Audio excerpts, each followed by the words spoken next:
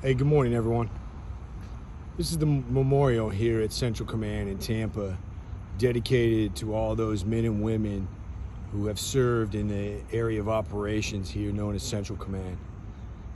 Areas such as Bahrain, Iraq, Saudi Arabia, and of course, what's in the news right now, Afghanistan.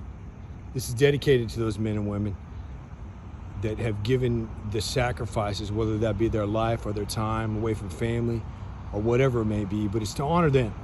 It's not just to honor those who have served, but it's to honor those who are serving and will continue to serve in the years to come. I think it's interesting that this memorial is a circle. And inside this circle here, and of course, if colors had went up at 08, all the armed services flags would be up there to commemorate every single branch of service that serves. But the United States flag is always flying here. And in the middle, we have the map of the areas of operation to Central Command. And of course, as I zoom in on Afghanistan, it's there. Listen, I just wanted to take this time to say and echo what former presidents have said, what our current commandant has said, what our current Sergeant Major of the Marine Corps has said, what so many in the news have said about the service in Afghanistan, and that is everything that you did was incredibly honorable. Nothing was gone to waste.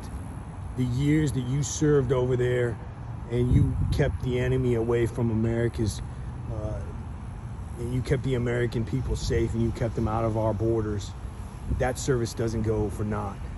It was an incredible job done. It was a job well done. Didn't go unnoticed by the Afghani people. It didn't go unnoticed by the American people, and it certainly didn't go unnoticed by the world. But I would say this, that our mission is not complete. We have to now, after the Americans and our allies get out of there, we have to turn the page. We owe it to this next generation of men and women who are serving our country to give them the type of leadership that we were given when we went into combat. I wasn't personally honored to serve in Afghanistan, but I am a combat veteran, and I can tell you that as this next generation goes, they cannot go into combat doubting that whatever mission that they have, that it's going to go for naught in the future.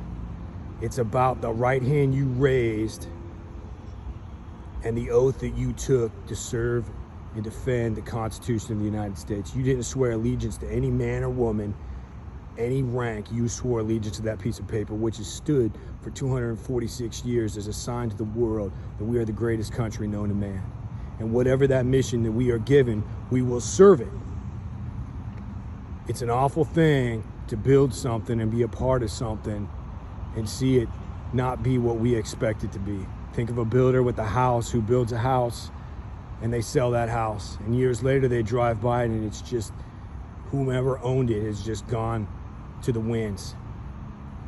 But they built it with the mindset it was for somebody else to take care of. Once you've done your mission and you've walked off that soil, you have completed what you said you were going to do. Everything else after that, unfortunately, is to those that come behind us. Right now, what's before us is the men and women who are going to go into combat someday. We know who our near-peer adversaries are. We know the threats that we have, to include the possible threats that we faced in the past. But we as leaders, as men and women of the armed forces, we owe it to turn the page, look at those men and women that we're gonna lead into those future times and say, you're gonna go do your mission. I've got you. Remember your oath, remember that flag, and tomorrow will be another day. Thank you all who have served and are currently serving in Afghanistan for a job well done. Your country loves you, I love you, and I hope this finds you well.